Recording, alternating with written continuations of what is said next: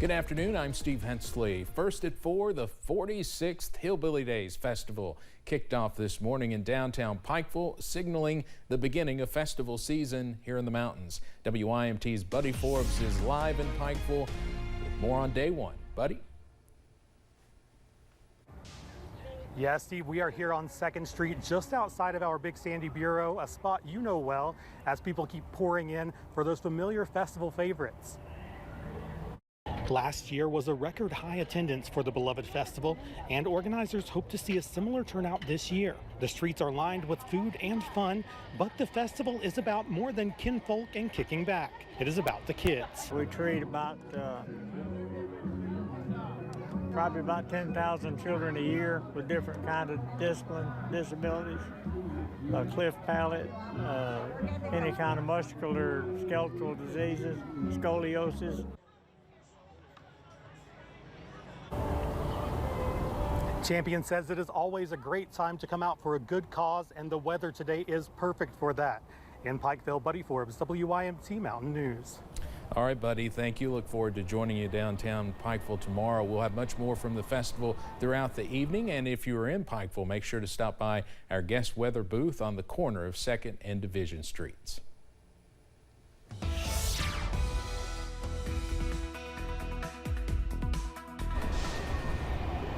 Yeah, we are live also in downtown Pikeville for Hillbilly Days, and let me tell y'all, the weather is fantastic right now. We're looking at plenty of sunshine, blue sky. Temperature is a little bit on the warm side in those lower 80s, but really with the breeze, it doesn't feel too bad. Let's go over to Pikeville right now from the Pikeville Medical Center, and as you can see, we are looking at plenty of sunshine and blue sky as we're looking at a beautiful festival back in the distance as well. And those wind gusts, they are a little bit on the breezy side, upwards of 20 miles per hour in places, gusting to 21 right now in Jackson, 20 over in Somerset, gusting to 23 at this hour over in Laurel County in London. So we are looking at some breezy winds and some dry air.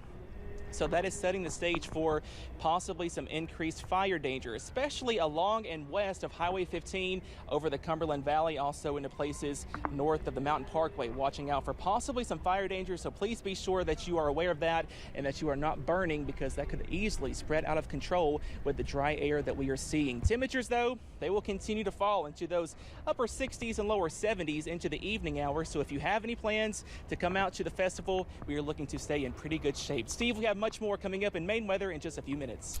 All right, Cameron, thank you. Definitely a hot start to this year's festival in Pikeville. Well, a Southern Kentucky police officer is making a lot of improvements after being involved in a crash 1 week ago, but still has a long road ahead. We're learning more about the crash that critically injured Monticello police officer Jeremy Thompson. He was returning home from training when police say a SUV pulled out in front of his motorcycle. WYMT's Phil Pendleton spoke to the mayor and police chief about how the community is coming together to support him.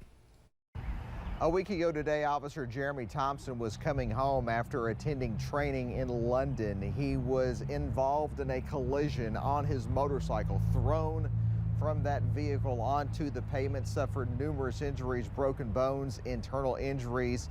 His road to recovery is going to be very lengthy. It's not known when he will be able to come home. Officer Thompson is still in the ICU, but in the non-critical section.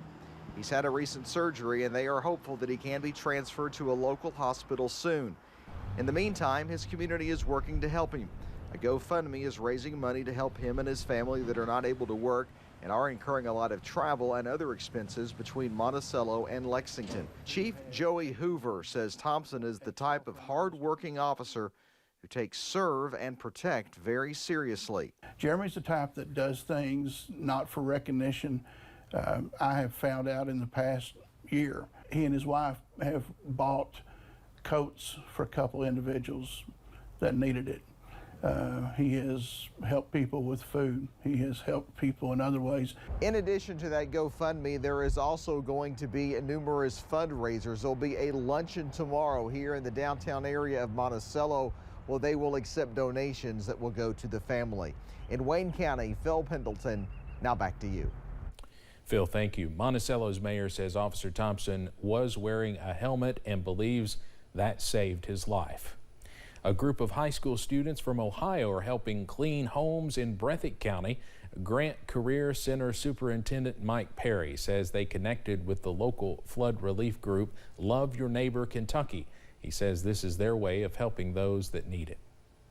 But we also wanted to give the students the experience of leaving their community to go give of themselves to other people. So we thought it was a prime opportunity to come and lend a hand in the area and give what we can, which in this case is just some strong backs and some willingness to help. Coming up tonight at 6, hear from students about their experience giving back here in the mountains. A fire damaged a portion of the Breathitt County Hunger Alliance building on Panbowl Branch Road just before 10 this morning. The Jackson Fire Department first received reports of a brush fire, but when crews arrived at the scene, Assistant Fire Chief Charles Noble says the fire had moved to the back side of the building. Quicksand and Van Cleve Fire Departments also responded. Arzella Howard is a volunteer at the Hunger Alliance and says she's still in shock. It was just unreal. It was, my heart's broken because, we're having to dispose of everything that was in there basically. The Hunger Alliance staff says luckily the building did not have any severe damage, but due to the smoke and water inside the building, they were advised to throw out all of the clothes and food due to contamination. WYMT's Olivia Calfee will have more about this tonight at 6. Governor Andy Beshear announced today a 5% decline in deaths attributed to drug overdoses. Experts at the Kentucky Injury Prevention and Research Center are reporting 130 fewer people in the Commonwealth died in 2022 than in 2021. They say it's the first decline since 2018. KIPRC has been tracking deaths related to drug overdoses since 2011.